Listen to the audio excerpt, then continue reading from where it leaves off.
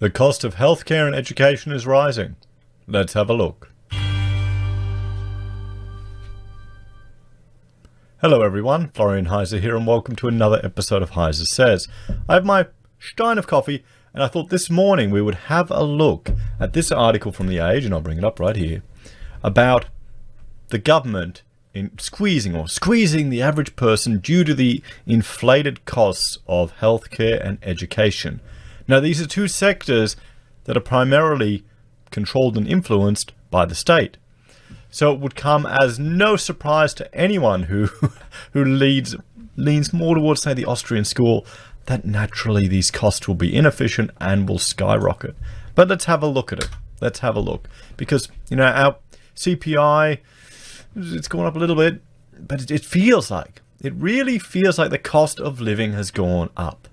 The cost of living has gone up. I was ranting about just petrol yesterday. We filled up the tank. And just day-to-day expenses seem to be creeping up. But, apparently it's not.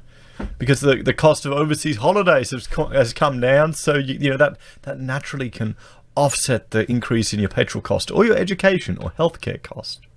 Let me know in the comments, guys, before I jump into this article, what you think. What cost increases you've noticed on your day-to-day? Because I bet you there's a lot of you that are in the same boat as me, checking the credit card statement or saying, well, wait a minute, why is it $100 less? What's happened? Rachel! And it's just day-to-day stuff. It's crazy. So anyway, enough of me rambling. Let's have a look. Working families are being squeezed as the costs of essential goods and services, including hospital visits, property rates, and education climbs by twice the rate of inflation, prompting calls for stronger competition in government-dominated sectors. Oh, yes. Yep. Hospital visits. That's a big one. That is a big one. But that's a challenging sector as well to introduce competition. I think Scott Adams, he's got some really interesting ideas on his Periscope about ways to try and innovate using technology, really to improve the healthcare in America, which is frankly terrible. But having had a family member who's recently gone to hospital and the service that he got there, although I think they did kick him out a bit early. I think they should have kept him in a bit longer. He's not quite ready to be out because of his ticker, but we'll see. Better than nothing. And rates. Whose rates have gone up? Whose rates have gone up? Let us know in the comments, guys. Are you in an apartment? How do you feel for these people that have been kicked out of these apartments? There's a Four Corners investigation into the construction industry that I just watched before. It's quite good, really good. It's great to see that the public are going to be talking and aware of these issues. But just think if you're one of those people that have been kicked out of your apartment, you've got to pay rates. At least some of the councils will be good enough to hopefully give some discounts. And education. Education, that's a biggie. That really is. It should, Anyway, the one issue I have with our current education system is that it is designed, and I'll jump back here to full screen because I'm rambling. It's designed on the old Prussian model of getting good little cogs to fit in the factory. Good little cog, go fit in the factory and churn away for the rest of your life. Churn away for the rest of your life. It's not designed for a modern world. This is part of the reason why we have jumped on, the distance ed homeschooling bandwagon, because of the flexibility and freedom that we have. Yesterday, Mina is excited, our eldest daughter. She's excited because she gets to go to the grade 3 handwriting book. So she gets to do writing. She's in grade 1. Her handwriting is probably on par with mine, which is very embarrassing considering my profession, but I think I peaked in grade 2. My handwriting peaked in grade 2 and kind of sat there. You may have noticed that when I'm sketching on the thing. It's probably better on the surface. But nonetheless, I think I'll do a Q&A episode on this where Rachel and I will talk to you all about just the way we're educating our children and all the benefits that we have. So, we've got the costs in an outmoded, obsolete system, hundreds of years old. It hasn't changed that much. One child standing in front of the room, one teacher standing in front of the room and children, they're just boringly writing down rubbish. And it's so inefficient. It really is. Anyway, back to this. An analysis of Reserve Bank of Australia's data since the coalition took office in 2013 shows the biggest price rises in areas directly controlled by federal, state and local governments, despite a string of policies aimed at keeping a lid on the cost of living. Well, okay, maybe. Let's theorycraft a bit here.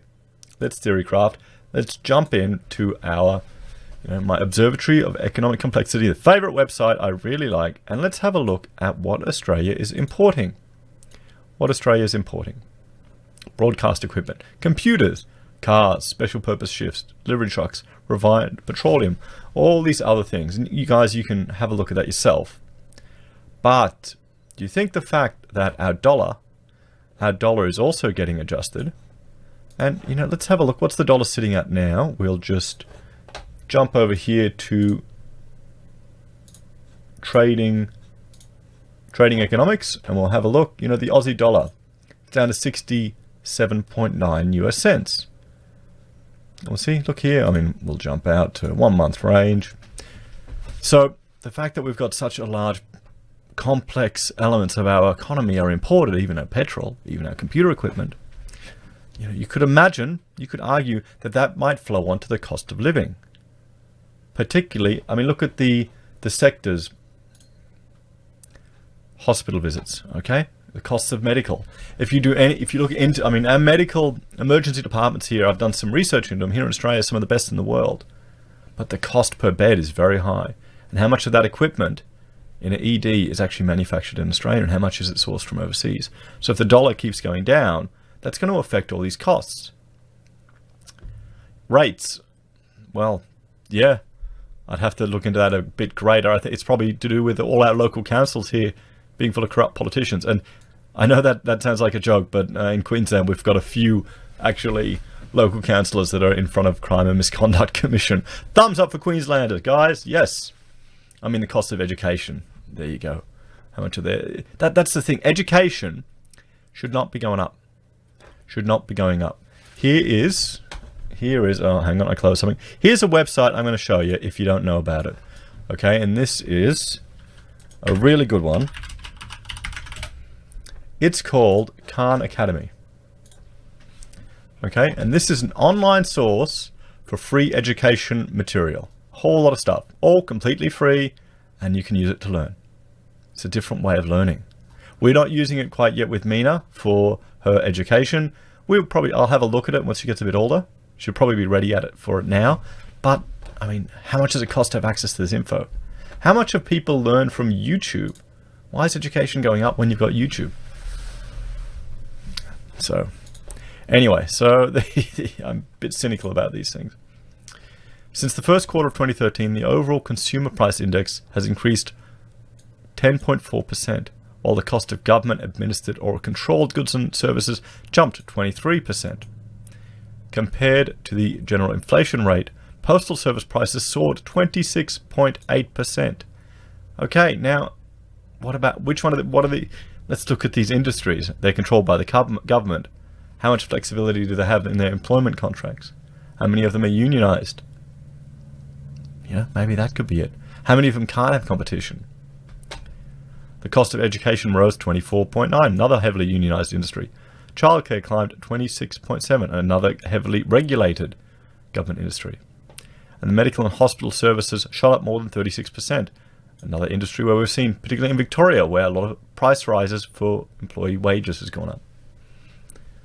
So analysts by the Sydney Morning Herald and Age shows all are dominated by state and federal governments. Well, yeah, that's kind of obvious and wouldn't call that analysis, but maybe that's just me. Over the same period, wages grew 13.4%, although for workers in the private sector, the increase has just been 12.7%. So there you are. So why are public sector employees getting disproportionately higher wages to the private sector? Shouldn't they be pegged? But no, not in socialist Australia. AMP Capital chief economist Shane Oliver said cost of living pressures were partly driven by the continual increases in prices across government-controlled parts of the economy. The government sector prices really aren't affected by what's affecting the private sector. That's where the competition is. That's where the technological innovation is. Yes. And that's keeping prices down for a considerable part of the economy, he said. Yes, he's right there. That is the technical innovation. That's to do with education. That's the Khan Academy example there. That's being able to get world quality lectures for free on your phone.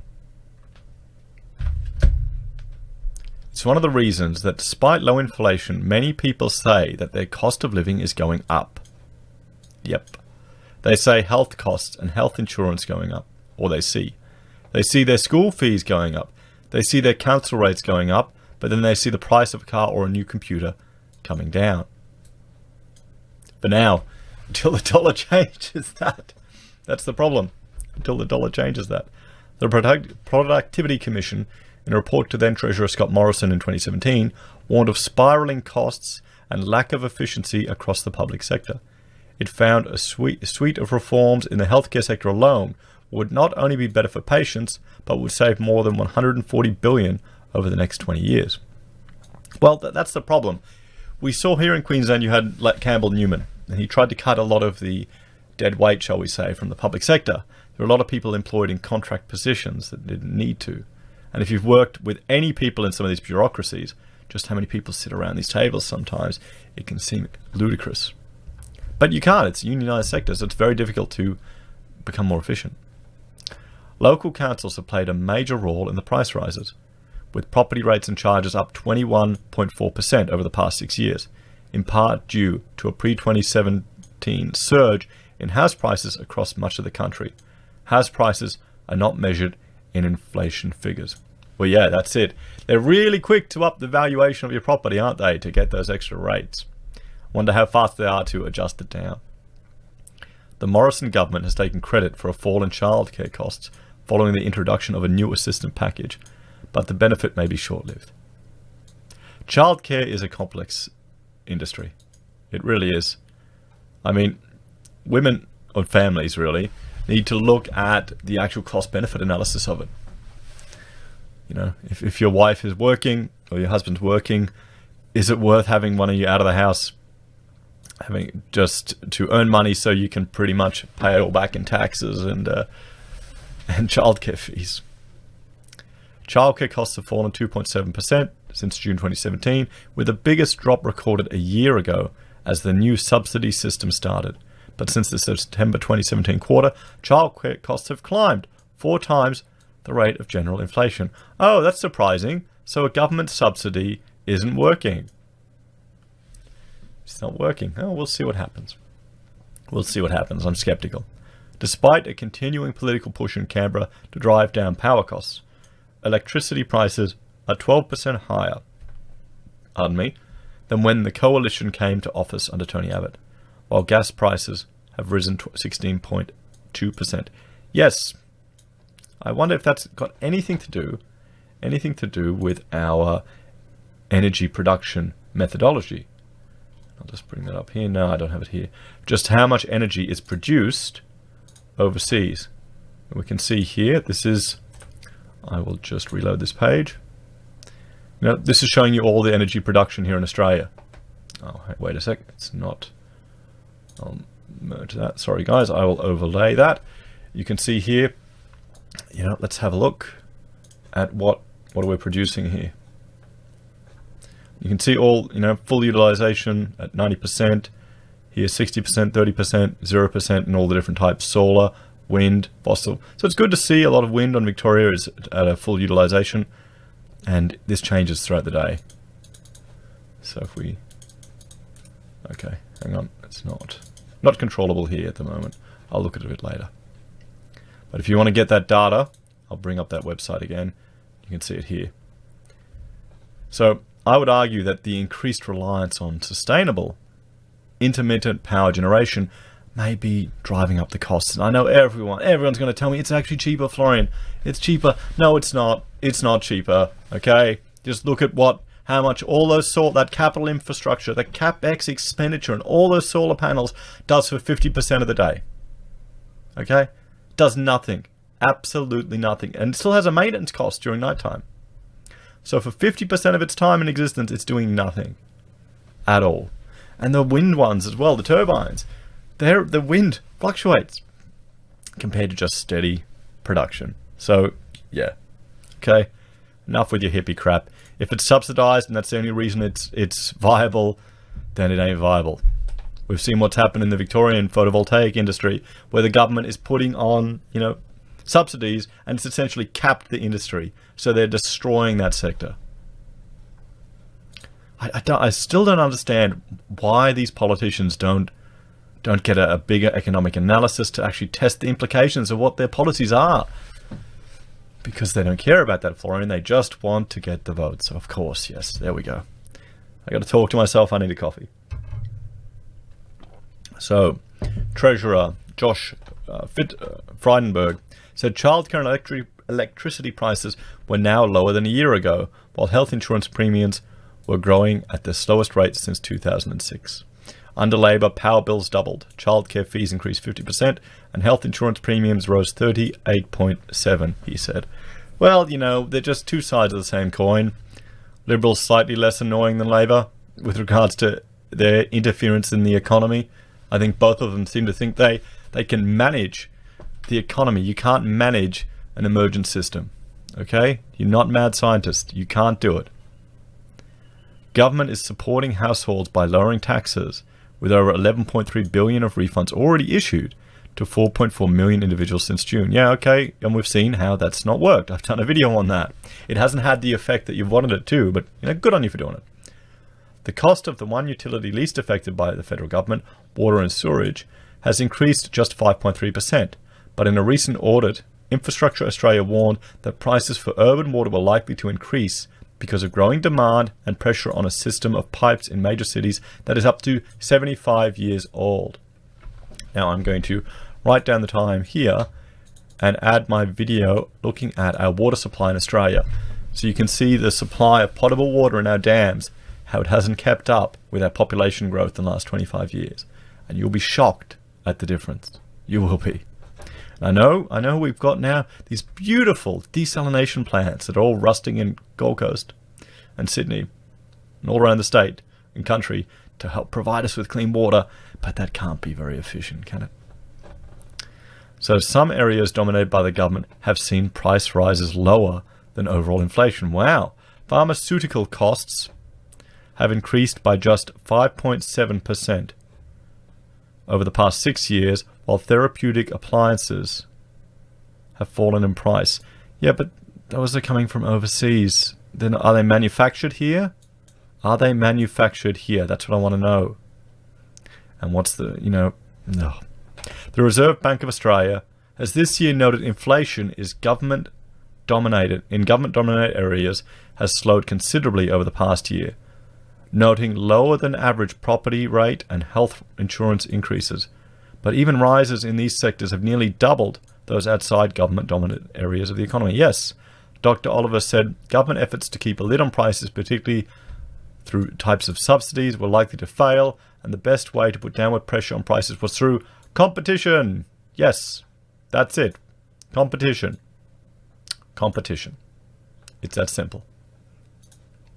I think it comes back to competition policy. Well, we've got a policy vacuum that goes to ways to deal with prices in these areas, he said.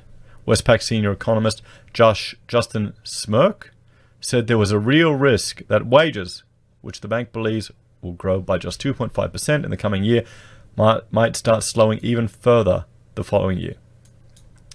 Given how well continued wage inflation is across the nation, between states and even sectors, even these modest increases look optimistic and would argue that risks to this forecast remain more to the downward side than upward, he said. Well, there you go. This was written by Shane Wright, senior economist and correspondent for The Age of the Sydney Morning Herald. Good work, Shane. Thank you very much. And yeah, there you go. There you go. What do you think, guys? Do you think the government is going to solve all these problems with more subsidies? No. No, it's not. It's going to get worse. If we hit a recession, which, I'd bet a carton that we're on the way to. We're definitely on the way to severe recession. It's going to be bad. Cost of living is going to go up a lot. Power, I think, is one of the biggest issues in this country. Power, and then it'll be water. But don't worry. I'm sure that, the greenies and the people protesting in the streets will be happy because our carbon footprint will go down. But let's just try and stave off Venezuela for another decade, until my children can leave the country. Anyway, guys, like, share, subscribe. I'll see you later. Take care.